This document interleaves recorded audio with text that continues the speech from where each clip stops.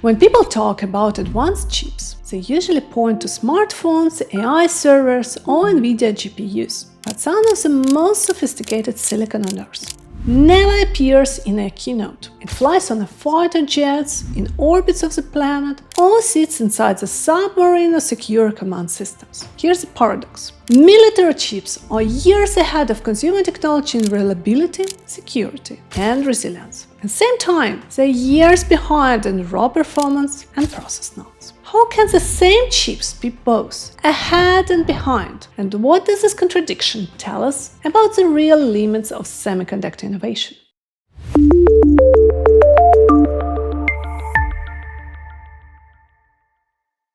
Welcome back to Chips Weekly by Diana. I'm Diana, and today we are unpacking one of the most misunderstood parts of the semiconductor world: military and defense silicon. In consumer tech, progress is measured in speed, size, and cost. Smaller nodes, faster chips, and cheaper devices. In military systems, progress is measured differently. Can the chip survive extreme heat and radiation? Can it operate flawlessly for decades? Can it remain secure even if captured or physically attacked? This episode is about why defense chips live a different timeline, and why the timeline exists for very good reasons. When we say military chips are ahead, we don't mean they are faster. We mean that they are engineered to survive conditions that would instantly destroy consumer electronics. A defense processor may need to operate at extreme temperatures, under constant vibration, or exposed to radiation levels found in space, may be sealed inside systems that cannot be repaired for decades. That's why military chips are often radiation-hardened, massively redundant, and validated through years of testing before deployment. Companies like BAE System, Honeywell, Microchip Technology, and AMD defense-oriented FPGA units design silicon where correctness is more important than performance. In this world, a single silent error is unacceptable. Reliability isn't a feature, it's the entire purpose.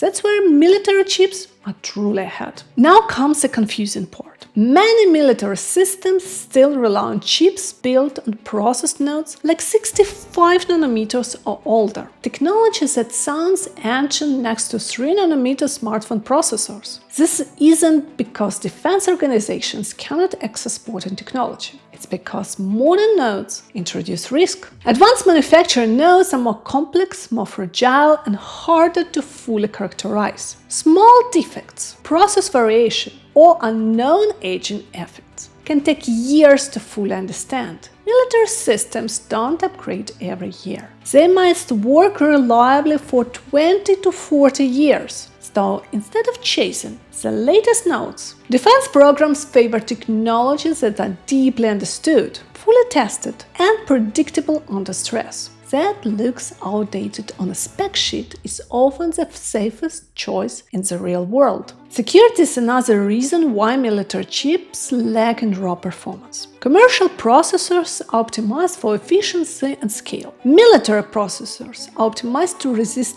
tampering, espionage, and side-channel attacks. Many defense chips are designed using isolated development environments, custom architectures, and classified toolchains. Even their documentation may be restricted. This slows development intentionally. A fast chip that leaks information is worse than a slow chip that never does. Cyber warfare becomes as important as physical warfare. Silicon itself becomes part of national defense strategy. There's also hard for geopolitical constraints. The most advanced semiconductor manufacturing is concentrated in a few regions of the world. Defense systems, especially classified ones, cannot always rely on global supply chains. That's why military programs are often dependent on trusted domestic foundries and long-term production guarantees, even if it means staying on older process technologies. Performance matters, but sovereignty matters more. That is why governments are investing not just in fabs, but in trusted manufacturing ecosystems that prioritize control over speed. Despite all this caution, change is coming. Modern defense systems increasingly rely on AI. Sensors sensor fusion and autonomous decision-making, and real-time data processing. These workloads demand more compute than traditional defense silicon can provide. As a result, military systems are selectively borrowing from commercial innovation, not entire chips, but ideas, chiplet architectures, advanced packaging, heterogeneous integration. Instead of pushing to the smallest node, defense designers are combining proven technologies in smarter ways,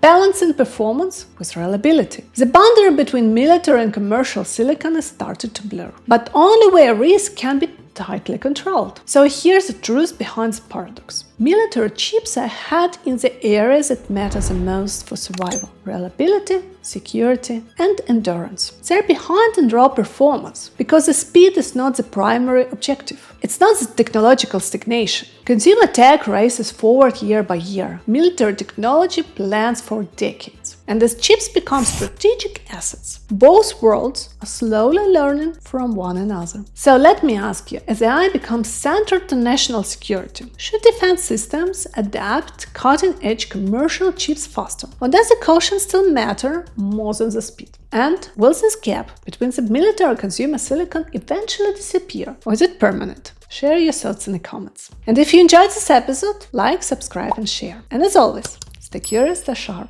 and stay chip aware.